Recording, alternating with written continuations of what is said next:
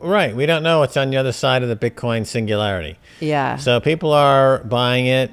It creates infinite demand in with Bitcoin, and we see that with a few people that are simply just going to keep buying it no matter what, and that's spreading all over the world, and it leads to the hyper Bitcoinization. It leads to a global Bitcoin standard, and it leads to the collapse of fiat money and kind of the abandonment of gold in a lot of ways. Yeah. So what's on the other side of the Bitcoin singularity? We can only speculate. In my view, it's the big global orgasm of hard money, which means all of our subconscious and unconscious minds fuse together in what I call the monetary G-spot. And that's what's on the other side of the Bitcoin singularity. That's how I see it. That's what I think will happen. We're going to have a love explosion.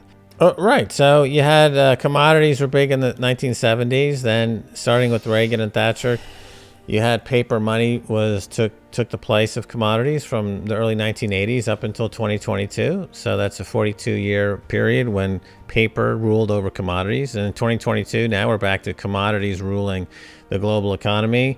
And the ultimate commodity is Bitcoin. You know, it's the fastest horse in the race, as Paul Tudor Jones has called it. That's still true today as it was 3 or 4 years ago. So if you love commodities, you are going to be ecstatic about Bitcoin because it's the ultimate synthetic digital commodity. It has the added attraction of it makes people insatiably curious to own it. It makes it creates infinite demand amongst human beings. So there's a psychological commodity crossover Bitcoin and the human psyche. People, once they start buying it, like Michael Saylor and others, they can't stop buying it. So that's a psychological aspect. Well, The Economist magazine put out a story, put out a cover this week, basically that says the Fed has failed. Right. So now for year after year, for the last 20 years, 25 years, through Greenspan, Bernanke, Janet Yellen, Jay Powell, there's been this huge global coordinated talking point agenda that central banks are infallible. We've had some famous magazine covers before. After the 2008 crisis, we had the Committee to Save the World, which was Greenspan, Larry Summers, and Bob Rubin. We have this constant lionization of central bankers as heroes, that money printing and keeping rates artificially low is heroic behavior by the Mandarin kings that run the central bank. And now finally the Economist has admitted that it was a huge canard. It was a failure. It's a gigantic failure, as we've been saying now for almost 20 years, that you cannot print your way to prosperity.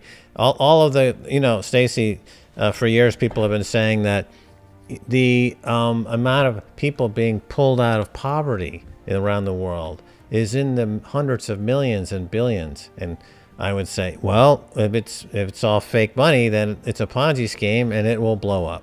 So now we've got millions and billions going back into poverty, especially in countries like the UK, where they're saying that it's been flagged as really the worst in the Eurozone.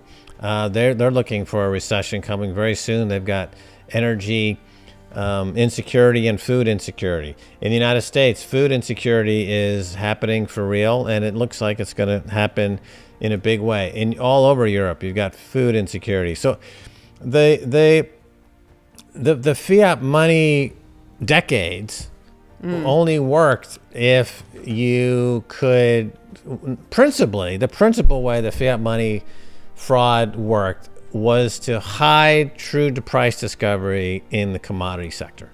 So energy and agriculture and metals, price discovery was kept artificially low through money printing. And just a couple of months ago, we have a big commodity producer out there in Eurasia that said, you know what? I think we're going to call time on this. Now we're entering a period of commodity price discovery where commodities are going to go up, up, up, up, up. And everybody tied to the paper money world will become increasingly more impoverished. Well, you know, the difference is in the old days under mercantilism, countries were competing with each other. And but the new phenomenon, really, starting with the 80s, was the coordination of the fraud on a global basis. True. And so that extended the fake bond rally for decades beyond its natural business cycle. But now it's at the end. So now all the central banks will collapse simultaneously, which is we've never, ever seen anything as globally catastrophic. Now, the fly in the ointment always has been. But this is really, and we've said this before, the ultimate reed in the wind, the litmus test, the canary in the coal mine, the one data point you look at to find out exactly what's going on is the Japanese yen. So the Japanese yen, because of quantitative easing, which was invented in Japan, Japan has always been what's called a funding currency. It's where every single country and every single hedge fund goes to borrow money at virtually 0% and then invest it immediately into a higher yielding currency like a euro or a dollar, and you capture what's called the carry trade. You know, you could get 2 or 3%, which doesn't sound like a lot, but when you're borrowing it close to zero or at effectively zero, and you can borrow infinitely, then you can turn that 3% into an annualized rates of return or 50 or 60%. Now you're doubling your money every 2 years. Okay, so that's Japan's role, has always been the go-to place to borrow money.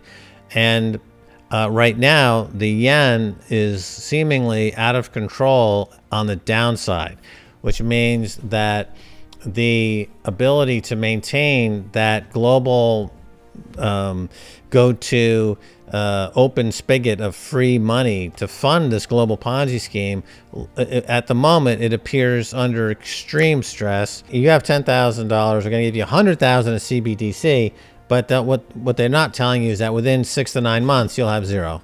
Yeah. The purchasing power will be zero. It'll be effectively zero. So it's not a bailout. It's not a bail-in. CBDC is just an outright confiscation. Just wholesale confiscation, and that's the end game. So that's what they're teeing up right now. That's what they're teeing up. Fortunately, Max and I will hopefully have escaped by then completely to El Salvador, and we will be like in Bitcoin country. And you know, you can't. We need to bring this entire set with us. Yeah, you can't say we didn't warn you, right? Like, what have we been doing for the last 15 years? Okay. Why do you think they disappeared all our content in the last few months? Because they know it's coming and they don't want you to fucking watch that shit that we provided for you.